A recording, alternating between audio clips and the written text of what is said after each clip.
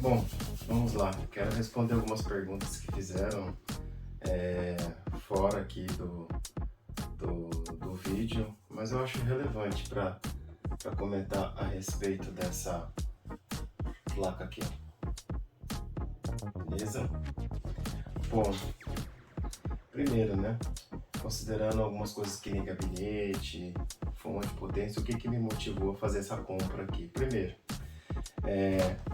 simplesmente a oportunidade, né? Por exemplo, eu estava em busca de uma 3060, uma RTX Ti, ou propriamente uma 3070, porque os preços estavam bem parecidos, ok?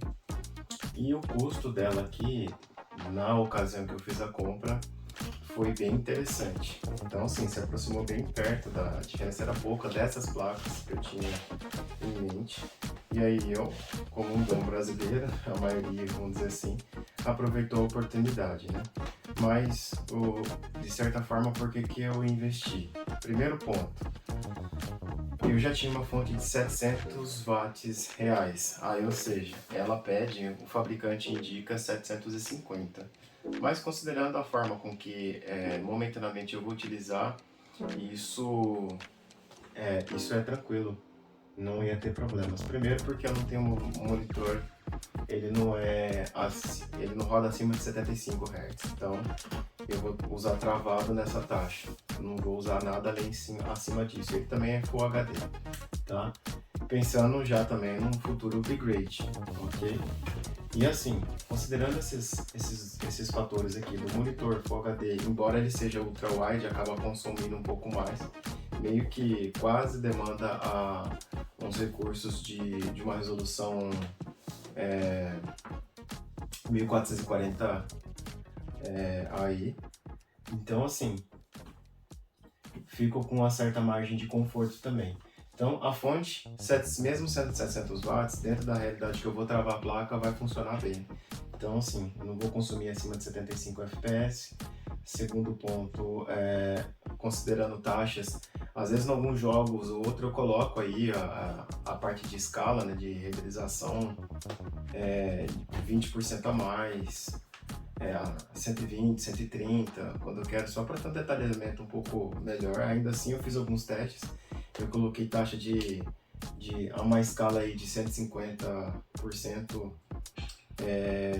no Shadow of Tomb Raider, travada a 75 fps, e a placa rodou bem fria, não consumiu mais do que 70% de desempenho mesmo utilizando um monitor de ultra wide. Então assim, Full HD. Ela ficou na faixa de 50 a 55 graus de temperatura. Esporadicamente ligava a fan dela, entendeu? E assim, eu achei sensacional, né? Porque o consumo também de certa forma ajuda. Embora ela na carga plena, ela consome bem, assim, acima do que as faixas dessas placas que eu tinha interesse inicialmente. Bom, esses eram os pontos que me motivou a fazer a compra e eu fiquei extremamente satisfeito. Agora, uma coisa muito relevante que a gente observa, eu não vi muita placa, muito review interessante dessa fabricante em específico. E é o motivo também desse vídeo aqui, por falta de material em português aqui do Brasil, que seja também de Portugal, mas alguém falando especificamente desse modelo, porque ele é bem atrativo. E me surpreendeu bastante o nível vamos falar assim, de qualidade dela, né? Algumas coisas que, olhando no site, as fotos, não representam de fato muito daquilo que realmente quando você tem em mãos aqui. É uma placa muito, muito robusta, pesada, vocês devem ter visto aí que ela pesa em torno de um pouco mais de 1,7 kg. E alguns detalhes muito interessantes, por exemplo, coisas que eu achei que era plástico, escovado, mas é metal. Essa parte aqui é um metal escovado, tá? As fãs, elas são bem robustas, o produto em si ele é bem firme. E ele tem plástico, sim, essa parte aqui de cima aqui, ela é de plástico, mas é um plástico bem grosso, espesso. Então, assim, nada molengo. É um plástico bem acabado, os detalhamentos dele é bem interessante, entendeu? Nada que lembre algumas outras placas aí de qualidade mais de entrada, né? ela tem uma parte de metal aqui que faz parte da estrutura de resfriamento dela, mais o black plate dela aqui. Tá? Então assim, pegando em mãos eu fiquei sinceramente bem confortável, assim, bem mais seguro, considerando aquilo que eu imaginava dos sites, né? Eu comprei no Kabum, então já deixei na descrição de um vídeo anterior. Aqui paguei um preço muito interessante dentro dela.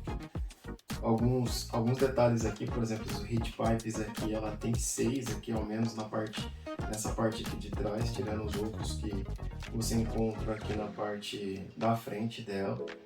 É assim, não é uma placa que tem a aparência que vai empenar com certa facilidade, entendeu? Embora eu recomendo demais usar um suporte para ela, porque, meus amigos, a placa-mãe assim dá uma entortada bacana, tá? Ela é bem pesada, pode danificar o seu slot aí. Segundo ponto que eu tenho aqui para colocar, por exemplo, além da fonte, tem a questão do gabinete. Foi um risco ter comprado ela, porque embora tenha as medidas ali, na hora do, vamos ver, de montar e encaixar os cabos é um outro cenário. Eu uso um gabinete aqui, um Galaxy Nebulosa, então ele é um gabinete assim, uma placa Mini ETX bem compacto. Então assim, tem um vídeo anterior aí que eu coloquei. Isso demonstra bem. Ele comporta no máximo, são 4 slots PCIs ali, então assim, ela ocupa 2,5, assim, basicamente 3, seguramente. E ele é um gabinete bem compacto, então assim, a minha maior preocupação era com a parte de comprimento. O gabinete ele tem aqui 34,5 e a placa sozinha tem 33. Então se você almeja colocar alguma fan, tem uma possibilidade de você usar uma fan. Meio difícil achar aqui disponível, eu achei no Mercado Livre, que é o modelo Slim, 120 milímetros. No AliExpress tem bastante oferta, tem modelos muito bacanas ainda com RGB, só que são sempre na faixa aí de uns 80, 90 reais para cima, tá? São uma vantagem que são fãs PWM, então você consegue conectar na sua placa-mãe para poder controlar velocidade, medir os RPMs das fãs, isso é legal, mais um RGB de 12V, tá? Bom, pelo menos é compatível aqui com a minha placa-mãe. Eu uso uma MSI, uma Mortar com Wi-Fi. Bom, voltando à parte das medidas, o comprimento dela é 33 centímetros, então eu tive que tirar aqui o water cooler que eu mantinha aqui e coloquei ele para a parte do teto, no gabinete. Aí um outro detalhe que alguns ficam preocupados é com relação à largura dela aqui, para a parte da tampa. Ela tem 13 centímetros. Usando como base aqui o Galaxy Nebulosa, com a placa-mãe ali, você vai ter 15 centímetros e meio. Então sobrou-se 1,5 centímetro ali até o vidro, que de certa forma não ficou tão compacto ali. Ele fechado, com 3 fãs na frente, uma atrás e as 2 em cima, que fazem aqui a sucção da parte do water cooler, foi bem satisfatório. Então a parte de temperatura do gabinete, assim, observando a temperatura do processador, da placa-mãe em si, mais da placa de vídeo, ficou bem satisfatório, tá? Eu não avancei em teste pesado justamente para respeitar os limites da minha fonte, que ela está abaixo da especificação total para usar o máximo dessa placa aqui que eu tenho direito. Então eu estou limitando ela. Futuramente, para usar a carga plena da placa, eu sim tenho pretensão de fazer a substituição aí, alguma fonte de 800, 850 watts, deve atender bem todo o meu sistema aqui, tá? Bom, é isso. Qualquer outra dúvida que de repente... uma coisa importante também. Um dos fatores que tem 2 placas que são basicamente o mesmo preço, mas uma das placas da 68XT que eu encontrei disponível e sempre briga na faixa de preço, tem a ASRock e tem a da Red Dragon, a versão mais simples dela, tá? Simples que eu falo em questão de construção, tem um clock um pouquinho menor em relação a DeVille, o modelo DeVille lá, tá? E que basicamente compete com essa. Essa tem o diferencial de ter um RGB, o que é bacana. Aí assim, considerando o software de gerenciamento da placa, que controla fãs e a parte de iluminação do gabinete, Por enquanto, o software MSI não faz controle dessa placa. Então, se você quiser controlar aqui os LEDs, você vai ter que instalar um software da fabricante daqui da placa para você poder conseguir utilizar, trocar as cores de acordo com o seu gosto. Então, você vai ter que usar 2 softwares aí juntos, combinados para atingir o seu resultado. Como eu não me importo, eu deixo ela, a memória RAM aqui trocando a cor que estiver rodando ali, beleza. Eu só mantenho aqui o LED do restante das fãs e deixo numa cor aqui no ambiente mais escuro para trabalhar e fica mais tranquilo, tá? Bom, é isso. Qualquer outra dúvida, certamente eu vou colaborar, porque o que motivou esse vídeo aqui é justamente a falta de informações sobre esse produto, tá? A parte mais técnica de overclock e tal, eu ainda não entrei muito em detalhe, tá?